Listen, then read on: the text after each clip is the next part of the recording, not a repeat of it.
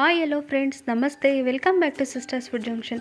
ಬನ್ನಿ, ನಾನು ಇವತ್ತಿನ ವಿಡಿಯೋದಲ್ಲಿ ಒಂದು ಆಯುರ್ವೇದಿಕ್ ಸಸ್ಯ ಹಾಗೂ ಔಷಧೀಯ ಗುಣ ಇರುವಂತಹ ಸಸ್ಯದ ಬಗ್ಗೆ ತಿಳಿಸ್ಕೊಡ್ತಾ ಇದ್ದೀನಿ. ಮುರಿದ ಮೂಳೆಗಳನ್ನು ಸಹ ಕೂಡಿಸಬಲ್ಲ ಶಕ್ತಿ ಒಂದು ಗಿಡಕ್ಕೆ ಇದೆ ಅಂದರೆ ಅದು ಯಾವುದಪ್ಪ ಅಂತ ನೀವು ಕೇಳ್ತಾ ಇರ್ಬೋದು. ಅದೇ ಅಸ್ಥಿಶೃಂಖಲ, ಮಂಗರವಳ್ಳಿ, ಗುಂಗರವಳ್ಳಿ, ನಲ್ಲೇರು ಎಂದು ಹಲವಾರು ಹೆಸರುಗಳಿಂದ ನಾವು ಇದನ್ನು ಕರಿತಾ ಇದ್ದೀವಿ. ಇದರಿಂದ ಯಾವ ರೀತಿ ಚಟ್ನಿ ಮಾಡ್ಬೋದು, ಅದರಿಂದ ನಮ್ಮ ದೇಹಕ್ಕೆ ಆಗುವ ಪ್ರಯೋಜನಗಳ ಬಗ್ಗೆ ತಿಳ್ಕೊಳ್ಳೋಣ. ನೋಡಿ, ಈ ಆಯುರ್ವೇದಿಕ ಸಸ್ಯವನ್ನು ನಾವು ಗುಂಗುರು ಬಳ್ಳಿ, ಮಂಗರ ಬಳ್ಳಿ ಅಂತ ನಮ್ಮ ಆಡು ಭಾಷೆಯಲ್ಲಿ ಕರಿತಾ ಹೋಗ್ತೀವಿ. ಇದನ್ನು ನೀವು ತರಬೇಕಾದ್ರೆ ಯಾವ ರೀತಿ ತರಬೇಕು ಅಂದರೆ ಫುಲ್ ಎಳೆದು ತೊಗೋಬೇಕು, ಬಲ್ತಿರೋದನ್ನ ತೊಗೋಬಾರ್ದು. ಬಲ್ತಿರೋದನ್ನ ತೊಗೊಂಡ್ರೆ ಅದರೊಳಗಿರುವಂಥ ನಾರು ಅಷ್ಟು ಚಟ್ನಿ ಮಾಡಬೇಕಾದ್ರೆ ಚೆನ್ನಾಗಿ ಅನಿಸಲ್ಲ. ಈ ರೀತಿ ಎಳೆದು ನೋಡಿ ತರಬೇಕು. ನೋಡಿ, ಈ ಎಳೆದ್ರೊಳಗೆ ಎಲೆಗಳು ಸಹ ಇದ್ದಾವೆ. ಈ ಎಲೆನೂ ಸಹ ನಮಗೆ ಉಪಯೋಗ ಆಗುತ್ತೆ ಚಟ್ನಿ ಮಾಡಬೇಕಾದ್ರೆ. ಇದನ್ನು ಬಿಸಾಕಬೇಡಿ. ಇವಾಗ ನೋಡಿ, ನಾನು ಕಟ್ ಮಾಡ್ಕೊಳ್ತಾ ಇದ್ದೀನಿ. ಈ ರೀತಿ ಕಟ್ ಮಾಡ್ಕೋಬೇಕಾಗುತ್ತೆ. ಫುಲ್ 4 ಸೈಡು ಸಿಪ್ಪೆನ ತೆಗೆದುಬಿಟ್ಟು ಒಳಗಡೆ ಇರುವಂಥದ್ದನ್ನ ಮಾತ್ರ ನಾವು ಯೂಸ್ ಮಾಡ್ಕೊಂಡು ಚಟ್ನಿ ಮಾಡ್ತೀವಿ. ಮೇಲ್ಗಡೆ ಇರುವಂಥ ಸಿಪ್ಪೆನೆಲ್ಲ ನೀವು ಈ ಥರ ಎರ್ಕೋಬೇಕಾಗುತ್ತೆ.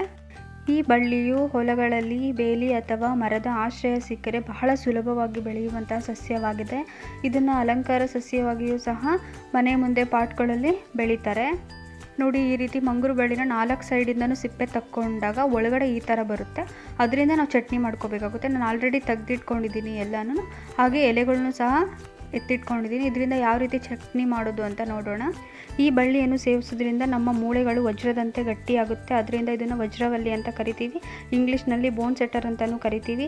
ಈ ಮುರಿದ ಮೂಳೆಗಳನ್ನು ಸರಿಪಡಿಸುವ ಶಕ್ತಿ ಹೊಂದಿರೋದ್ರಿಂದ ಇದನ್ನು ಅಸ್ಥಿಶೃಂಖಲ ಅಂತ ಸಹ ನಾವು ಕರಿತೀವಿ. ನಾನಿಲ್ಲಿ ಮಂಗರ ಬಳ್ಳಿನ ಸೋಸ್ಕೊಂಡು ಇಟ್ಕೊಂಡಿದ್ದೆ ಅಲ್ವಾ, ಸಿಪ್ಪೆನೆಲ್ಲ, ಅದನ್ನು ನೀಟಾಗಿ ವಾಶ್ ಮಾಡ್ಕೊಂಡಿದ್ದೀನಿ. ವಾಶ್ ಮಾಡ್ಕೊಂಡಾದ್ಮೇಲೆ ಒಲೆ ಮೇಲೆ ಒಂದು ಪ್ಯಾನ್ ಇಟ್ಕೊಂಡ್ಬಿಟ್ಟು ಅದನ್ನು ಸ್ವಲ್ಪ ಫ್ರೈ ಮಾಡ್ಕೊಳ್ತಾ ಇದ್ದೀನಿ. ಆವಾಗ ನೀರೆಲ್ಲ ಹಾವಿ ಆಗಿಬಿಟ್ಟು ಡ್ರೈ ಆಗಿರುತ್ತೆ. ಅದಕ್ಕೆ ಒಂದು 2 ಟೇಬಲ್ ಸ್ಪೂನ್ ಆಗೋಷ್ಟು ಎಣ್ಣೆನ ಹಾಕ್ಕೊಂಡ್ಬಿಟ್ಟು ನೀಟಾಗಿ ಫ್ರೈ ಮಾಡ್ಕೋಬೇಕಾಗುತ್ತೆ. ಈ ಬಳ್ಳಿಯ ಸೇವನೆಯಿಂದ ಅಜೀರ್ಣ, ರಕ್ತಹೀನತೆ, ಹಲ್ಲುಗಳ ಸಂರಕ್ಷಣೆ, ಮೂಲವ್ಯಾಧಿ, ಚರ್ಮದ ಸಮಸ್ಯೆಗಳು, ಕೆಮ್ಮು, ಸಂಧಿವಾತ, ಅಸ್ತಮ ಹಾಗೂ ದೇಹದಲ್ಲಿರುವ ಕೊಬ್ಬಿನಾಂಶ ಕಡಿಮೆ ಮಾಡುವಲ್ಲಿ ಇದನ್ನು ಔಷಧಿಯಾಗಿ ಬಳಸ್ತೀವಿ. ನೋಡಿ, ಇದನ್ನು 3 ರಿಂದ 4 ನಿಮಿಷನಾದರೂ ನಾನು ಫ್ರೈ ಮಾಡ್ಕೊಂಡಿದ್ದೀನಿ. ಇದು ಫ್ರೈ ಆಗಿದೆ. ಈ ರೀತಿ ಕಲರ್ ಚೇಂಜ್ ಆಗಬೇಕು, ಅಲ್ಲಿವರೆಗೂ ಫ್ರೈ ಮಾಡ್ಕೋಬೇಕಾಗುತ್ತೆ. ನಾನು ಇಲ್ಲಿ ಒಂದು ಸೈಡ್ ಎತ್ತಿಡ್ತಾ ಇದ್ದೀನಿ. ತಣ್ಣಗಾದ್ಮೇಲೆ ರುಬ್ಕೋಬೇಕಾಗುತ್ತೆ. ಇವಾಗ ನೆಕ್ಸ್ಟ್ ಚಟ್ನಿ ಯಾವ ರೀತಿ ಮಾಡೋದು ಅಂತ ನೋಡೋಣ ಬನ್ನಿ. ನಾನಿಲ್ಲಿ ಹುರಿದಿರೋ ಅಂಥ ಮೆಣಸಿನ್ಕಾಯಿನ ತೊಗೊಂಡಿದ್ದೀನಿ. 10 ರಿಂದ 12. ನಿಮ್ಮ ಖಾರಕ್ಕೆ ಅನುಗುಣವಾಗಿ ನೀವು ತೊಗೋಬೋದು. ನಾನಿಲ್ಲಿ 1 ಅಪ್ಪು ಕಾಯಿನ ತುರ್ಕೊಂಡಿದ್ದೀನಿ.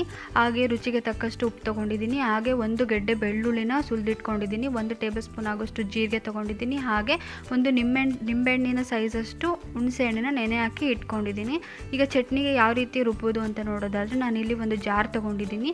ಅದಕ್ಕೆ 1 ಕಪ್ ಆಗೋಷ್ಟು ತೆಂಗಿನಕಾಯಿ ತುರಿನ ಹಾಕ್ಕೊಳ್ತಾ ಇದ್ದೀನಿ. ಇದಕ್ಕೆ ಸ್ವಲ್ಪ ರುಚಿಗೆ ತಕ್ಕಷ್ಟು ಉಪ್ಪು ಹಾಕ್ಕೋಬೇಕಾಗುತ್ತೆ. ಹಾಗೆ 1 ಗೆಡ್ಡೆ ಬೆಳ್ಳುಳ್ಳಿನ ಸುಲಿದಿಟ್ಕೊಂಡಿದ್ನಲ್ಲ, ಅದನ್ನು ಹಾಕ್ಕೊಳ್ತಾ ಇದ್ದೀನಿ. ಹಾಗೆಯೇ ಜೀರಿಗೆನ ಹಾಕ್ಕೊಳ್ತಾ ಇದ್ದೀನಿ. ನಾವು ಮುಂಗುರು ಬಳ್ಳಿ ಚಟ್ನಿ ಮಾಡಬೇಕಾದ್ರೆ ಮುಂಗುರು ಬಳ್ಳಿ ಬಲ್ತಿರೋದನ್ನ ತೊಗೋಬಾರ್ದು, ಎಳೆದನ್ನ ನೋಡಿ ತೊಗೋಬೇಕಾಗುತ್ತೆ. ಅದು ಸ್ವಲ್ಪ ಒಗರಿರೋದ್ರಿಂದ ನಾವು ನೀಟಾಗಿ ಎಣ್ಣೆಯಲ್ಲಿ ಹುರ್ಕೊಂಡ್ರೆ ಒಗರು ಗೊತ್ತಾಗಲ್ಲ.